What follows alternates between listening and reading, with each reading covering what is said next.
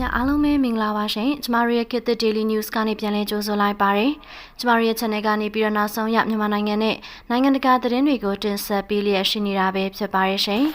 ်ဒီမှာဦးဆုံးတစ်ပုဒ်အနေနဲ့တင်ဆက်ပေးသွားမယ့်သတင်းအကြောင်းအရာလေးကတော့ပေါင်းမြို့နယ်နဲ့ကံပက်နယ်ရှိကျေးရွာများကိုစစ်တပ်ကလျင်ဖြင့်စတိုက်ပုံကျဲတိုက်ခတ်နေခြင်းကြောင့်နေအိမ်များပျက်စီးပြီးပြည်သူများထွက်ပြေးနေရတဲ့ဆွေသတင်းပဲဖြစ်ပါတယ်ရှင်မကွေးတိုင်းဒေသကြီးပေါင်းမြို့နယ်အရှေ့မြောက်ဖက်ချမ်းရှိကျေးရွာများကိုအကြမ်းဖက်စစ်တပ်ကတိုက်ပွဲဖြစ်ပွားခြင်းမရှိဘဲလေရင်နဲ့ဘုံကျဲတိုက်ခိုက်သွားကြောင်းဒေသခံပြည်သူများနဲ့ပေါင်းမြို့နယ်ကာကွယ်ရေးအဖွဲ့မှကိုလာရောင်ကပြောပြခဲ့တာဖြစ်ပါတယ်။ဒီဇင်ဘာလ9ရက်နေ့ည8:00နာရီခန့်ချိန်မှာပေါင်းမြို့နယ်အရှေ့မြောက်ချမ်းရှိကျေးရွာများကိုအကြမ်းဖက်စစ်တပ်ရဲ့မိထီလာလီတန်းမှတက်လာသော Jet Fighter တစ်စီးကဘုံကျဲတိုက်ခိုက်ခဲ့ကြောင်းအဆိုပါတိုက်ခိုက်မှုအတွင်းမှာရွာပြင်တွင်ဘုံများကျရောက်ပေါက်ကွဲခဲ့သောကြောင့်ပြည်သူများထိခိုက်မှုမရှိကြောင်းသိရှိရပါတယ်။စစ်သားတွေကဗာတိုက်ပွဲမှမရှိဘဲထမ်းပေါက်ကုန်းရွာစတင်ကြောင်းကိုဘုံကျဲသွားတာပါပြည်သူထိခိုက်ဒဏ်ရာရတာမျိုးနဲ့နေအိမ်ပျက်စီးတာမျိုးမရှိပါဘူးလို့ပေါင်းမြို့နယ်ကာကွယ်ရေးအဖွဲ့မှကိုလာရောင်ကပြောဆိုပါတယ်အလားတူနိုဝင်ဘာလအတွင်းမှာပေါင်းမြို့နယ်တွင်းရှိကျေးရွာများကိုအကြမ်းဖက်စစ်တပ်နဲ့ဒေသခံပြူစောတိများပူးပေါင်းပြီးစစ်ကြောင်းထိုးခဲ့ကြောင်းရဲစစ်ကြောင်းရဲ့ဖမ်းဆီးတပ်ဖြတ်မှုတွေကြောင့်ပြည်သူ16ဦးသေဆုံးပြီး၄ကြောင်းလက်နက်ကြီးများနဲ့ပစ်ခတ်ခြင်းကြောင့်ထိခိုက်ဒဏ်ရာရှိသူပြည်သူ19ဦးရှိကြောင်းဒါအပြင်ဖမ်းဆီးခံရသောပြည်သူ15ဦးမိုင်းနှင်းမိပြီးကိုယ်ငါဆုံးရှုံးသူ9ဦးနဲ့မရင်းပြုကျင့်ခံရသူ2ဦးရှိကြောင်းသိရှိရပါတယ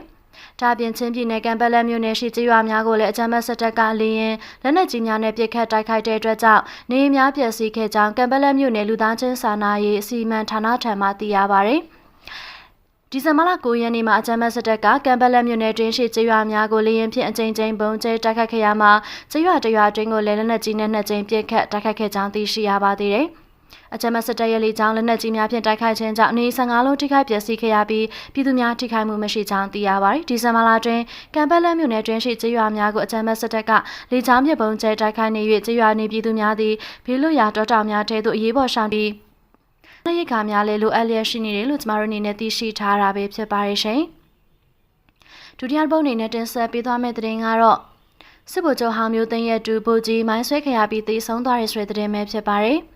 စစ်ဗိုလ်ချုပ်ဟောင်းမျိုးသိန်းကသူ့ရဲ့တူဖြစ်သူမိုင်းဆွဲခရပြီးသေဆုံးခဲ့တယ်လို့လူမှုကွန်ရက်မှာဒီဇင်ဘာလ10ရက်နေ့တုန်းကအသိပေးထားပါတယ်ရှင်။စစ်တပ်တို့ဖက်စစ်20နှစ်စဉ်ဗိုလ်ချုပ်မျိုးသိန်းကလက်ရှိအာဏာသိမ်းစစ်တပ်ရဲ့ကာကွယ်ရေးဝန်ကြီးဗိုလ်ချုပ်ကြီးမောင်မောင်အေးနဲ့အရသာအစိုးရလက်ထက်ကပြည်ထောင်ဝင်ကြီးဖြစ်ခဲ့တဲ့ဒုတိယဗိုလ်ချုပ်ကြီးကျော်ဆွေနဲ့တပတ်စစ်နယ်ဆင်းဖြစ်တယ်လို့စစ်ဗိုလ်ချုပ်ဟောင်းကဆိုပါတယ်။ဗိုလ်ချုပ်အောင်မျိုးသိန်းကပြီးခဲ့တဲ့အပတ်ကဒုတိယမိုင်းမိပြီးတော့ကြာသွားတယ်။သူဘုံလောင်းတက်ကလေးကစူးစမ်းဖို့မှာခဲ့တယ်။ခွင့်ပြန်လာတော့သူ့ကိုစာမိတယ်။တက်စုမှာပါရီလက်နက်တွေရဲ့ဆွမ်းပကားတွေမသိတာတွေ့တော့စစ်တိုင်းမဲ့သူဟာဒါတွေကိုအလွတ်ရနေရမယ်လို့ပြောပြခဲ့တယ်။အရာရှိဖြစ်လို့တခါတွေ့တော့မင်းငါစာတွေဖတ်ရလားဆိုတော့ဖတ်ပါရီလို့ဖြေတယ်။ဒါဆိုရင်ကျမတကောင်ဥမဥဘလို့လို့ကြည့်မလဲလို့ဆိုတော့မဖြေနိုင်ဘူး။ဒါနဲ့သူ့ကိုပြောလိုက်တယ်မင်းငါလို့ဖြစ်ချင်ငါစာတွေဖတ်ပါလို့ရေးသားထားတာပါ။ဒါပြင်လမ်းတိုင်းသွားလို့ပြူဟာမှုအပါလေးဦးကျသွားတဲ့အကြောင်းလုံခြုံရေးချပြီးလမ်းတိုင်းသွားတဲ့အခါမှာကျဲကျဲသွားလို့ဆွဲမိုင်းမိပေမဲ့လွတ်ခဲ့တဲ့အကြောင်းဆွဲမိုင်းနဲ့စောင့်နေတဲ့တောတိုးပါလမ်းကြောင်းပြောင်းมาလို့ပြောနေတဲ့ကြားကမလိုက်နာလို့ကြာဆုံးတရားတွေများပြီးမရှိနိုင်တော့လို့နောက်ကတက်ကူလိုက်ပြီးဆွဲထုတ်ခဲ့ရတဲ့အကြောင်းပြူဟာမှုကဒိုးတက်နဲ့လိုက်တဲ့အခါမှာမိုင်းမထီအောင်ချီတက်ပုံကိုသဘောကျလို့ချီကျူးတဲ့အကြောင်းစသဖြင့်စုံနေအောင်ပါပဲလို့သူကဆိုပါတယ်လက်ရှိချိန်တွေကရှိကြနေအောင်မှာဖြစ်တဲ့အကြောင်းနဲ့ queue ဆိုင်ကြဖို့အပင်ပန်းခံကြဖို့နဲ့ဘူချောင်းကဆိုပါတယ်မိုင်းတီပီသေဆုံးသွားသူကစစ်ဗိုလ်မိုးဝင်းထွက်ဖြစ်ပြီး2023ခုနှစ်ကပြည်ဝင်စစ်တပ်တို့ကနေကျောင်းဆင်းခဲ့တာလို့စုံစမ်းသိရှိထားပါတယ်။စစ်ဗိုလ်မိုးဝင်းထွက်သေဆုံးခဲ့တဲ့နေရာနဲ့ပတ်သက်လို့ဗိုလ်ချောင်းမိုးမြင့်ကအာရမတားလို့အတူကောက်တာရေးသားထားတာကိုတွေ့ရပါတယ်။လက်တလောထိုင်းမြန်မာနယ်စပ်က KNU KNL နဲ့ပူးပေါင်းတပ်တွေသိမ်းပိုက်ထိန်းချုပ်ထားတဲ့တနင်္သာရီတိုင်းမော်ရောင်မြို့ကိုစစ်တပ်ကတံပြန်ထိုးစစ်ဆင်နေတာပါ။မော်ရောင်မြို့ကိုနိုဝင်ဘာလ14ရက်နေ့ကတော်လိုင်းအင်အားစုတွေကသိမ်းပိုက်ခဲ့တာဖြစ်ပါတယ်။ဗိုလ်ချုပ်ဟောင်းမျိုးသိန်းကစစ်တပ်တို့ကျောင်းသားဟောင်းတွေတီထောင်ထားတဲ့ Cherry Foundation မှာဆောင်ရွက်နေလဲကျမတို့အနေနဲ့သိရှိထားတာဖြစ်ပါတယ်ရှင်။တတိယတစ်ပုဒ်အနေနဲ့တင်ဆက်ပေးဖို့အတွက်ရွေးချယ်ထားတဲ့သတင်းကတော့ပြည်သူကိုဒုက္ခပေးတဲ့စလေပြူစောတိကောင်းဆောင်မှုအောင် PDF များရဲ့ပြစ်ခတ်ခြင်းခံရပြီးပွဲချင်းပြီးသေဆုံးသွားတဲ့သတင်းပဲဖြစ်ပါတယ်။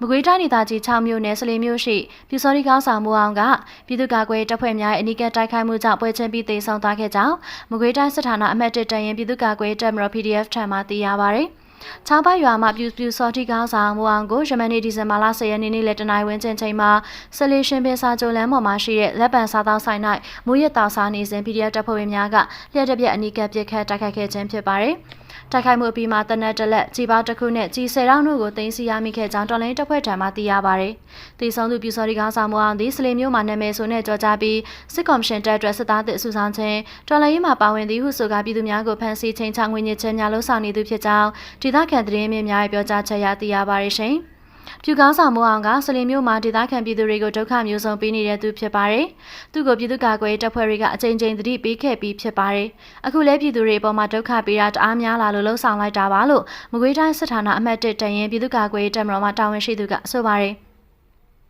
အဆိုပါပြူစောတိကောင်းဆောင်တပ်ဖြတ်ခံရပြီးတဲ့နောက်လက်ရှိချိန်ထိစလင်မျိုးပေါ်မှာလုံခြုံရေးတင်းကျပ်ထားပြီးစစ်ဆေးမှုများပြုလုပ်နေကြောင်းဒါအပြင်တိုက်ခိုက်ခံရတဲ့စားသောက်ဆိုင်ပိုင်းရဲတပ်ဖွဲ့ကစီးပြီးတော့စစ်ဆေးနေကြောင်းကျမတို့အနေနဲ့သိရှိထားတာဖြစ်ပါတယ်ရှင်။ဟုတ်ကဲ့ပါရှင်ဆက်လက်ပြီးတော့တင်ဆက်ပေးသွားမယ့်သတင်းအကြောင်းအရာလေးကတော့တောင်ငူလေတပ်တိုက်ခိုက်မှုအတွင်းလေရင်ခဲရဲနဲ့ဘုံသီးကိုရောင်ပောက်ကွဲပြီးလုံခြုံရေး6ဦးသေဆုံးပြင်းထန်တဲ့ထပ်ဆင့်ပောက်ကွဲမှုများပါဆက်ဖြစ်တဲ့မဲ့ဖြစ်ပါရရှင်။ပဲခူးတိုင်းကြီးတောင်ငူမြို့နယ်ကအကြမ်းဖက်ဆဲအုပ်စုရဲ့ကေတုမဒီလေတပ်ဝင်းအတွင်းကိုရှော့တိုက်ဒုံးနဲ့တွားရောက်တိုက်ခိုက်မှုမှာလေရင်ခဲရဲနဲ့ဘုံသီးကိုရောင်ပောက်ကွဲပြီးတော့ထပ်ဆင့်ပောက်ကွဲမှုတွေဖြစ်ပွားကလုံခြုံရေးယူနေသူ6ယောက်ထိခိုက်သေဆုံးခဲ့ကြောင်း BWM တာဝန်ရှိသူကပြောပါရယ်လေရင်စီသွန်လောင်ကန်တွေရှိရာကိုရည်ရွယ်ပြစ်မှတ်ထားတဲ့တောင်ငူကေတုမဒီလေးတဝန်တိုက်ခိုက်မှုကို Brave Warriors for Myanmar BWM နဲ့မဟာမိတ်တွေကပြီးခဲ့တဲ့ဒီဇင်ဘာလ9ရက်နေ့ညပိုင်းမှာလှုံ့ဆော်ခဲ့တာပဲဖြစ်ပါတယ်။ BWM နဲ့အဖွဲ့တွေကလေတဝင်းအတွင်းကို109မမရှော့တိုက်ဒုံး6လုံးပစ်ခတ်တိုက်ခိုက်ရမှာအကုန်လုံးအောင်မြင်ခဲ့ပြီးပေါင်150 200နဲ့300ဘုံသီးတွေထားရှိရာကိုရောင်ကိုထိမှန်ခဲ့တယ်လို့သိရပါတယ်။ရှော့တိုက်ဒုံးထိမှန်ခဲ့တဲ့နေရာကဘုံသီးနဲ့ခရမ်းတွေထားရှိရာကိုရောင်ဖြစ်တာကြောင့်နိုင်ဝက်နီးပါးကြာအနာကက်လို့မရအောင်ပြပြင်းထန်ထန်ပောက်ကွဲပြီးဒီဇင်ဘာလ10ရက်နေ့ညပိုင်းမှာလည်းအကင်းမသေးသေးပဲနောက်ထပ်ပောက်ကွဲမှုတွေ၄ချိန်နီးပါးထိရှိခဲ့ကြောင်းပောက်ကွဲတံကိုတောင်ငူမြို့နေရာတော်တော်များကပါကြားရကြောင်း UM ကထုတ်ပြန်ကြေညာထားပါတယ်။ဒါ့အပြင်ကိုရောင်အနီလုံးချုံရေးယူနေသူ6ယောက်သေဆုံးပြီးထိခိုက်ဒဏ်ရာရှိသူတွေရှိခဲ့ကြောင်းနဲ့လင်ကွင်းတွင်အခြားထိခိုက်မှုတွေရှိကြောင်းလည်းသိရပါတယ်ရှင်။ Brave Warriors for Myanmar BWM ကတော့သူတို့အနေနဲ့စီလောင်ကန်တွေကိုအဓိကပြတ်မှတ်ထားတိုက်ခိုက်ခဲ့တာလို့ဆိုပေမဲ့လက်ရှိလေရင်ဘုံသီးတွေထားတဲ့နေရာပောက်ကွဲခဲ့တာကလည်းမရည်ရွယ်ထားတဲ့အောင်မြင်မှုတစ်ခုလို့ပြောပါရယ်လေရင်ပုံးနဲ့ခရမ်းတွေထားတဲ့ကိုရောင်ကအဓိကပောက်ကွဲမှု primary explosion ဖြစ်ခဲ့ပါတယ်။အဲဒီပောက်ကွဲမှုကနေမှဘုံသီးတွေသူ့ဟာနဲ့သူလွင့်စင်ကွဲထက်ပြီးတော့လင်ကွင်းထဲကအခြားနေရာတွေပါထိတာပါ။အကင်းမသေးပဲညပါထပ်ပြီးပေါက်တဲ့ secondary explosions မို့ထိရောက်မှုရှိရလို့ခန့်မှန်းရတယ်။ဘာပဲဖြစ်ဖြစ်အပြစ်မဲ့ပြည်သူတွေပေါ်ကျဲတဲ့လေရင်ပုံးသီးတွေအခုလိုအများပြပောက်ကွဲဆုံးရှုံးတာကလည်းမရှိရွယ်တဲ့အောင်မြင်မှုပါလို့ Brave Warriors for Myanmar ပြည်တာဝန်ရှိသူကပြောပြခဲ့တာပဲဖြစ်ပါတယ်ရှင်။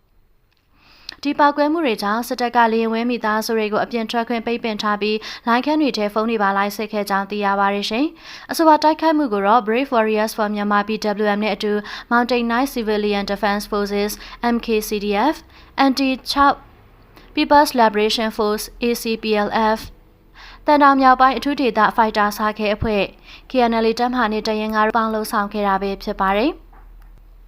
လေတပ်ကိုစေအုပ်စုဘက်ကအထက်ထက်ကစီးထားပြီးမြဲနယ်မြေခံဖွဲ့စည်းရဲ့ကူညီမှုနဲ့48ကြိမ်များဆက်ဆင်ရေးဖြစ်ဒီလိုတိုက်ခိုက်ကဲလုံးဆောင်နိုင်ခဲ့တာဖြစ်တယ်လို့လည်း BWM ကနေပြီးတော့ထုတ်ပြန်ကြေညာထားခဲ့တာကိုကျမတို့အနေနဲ့သိရှိထားတာပဲဖြစ်ပါရဲ့ရှင်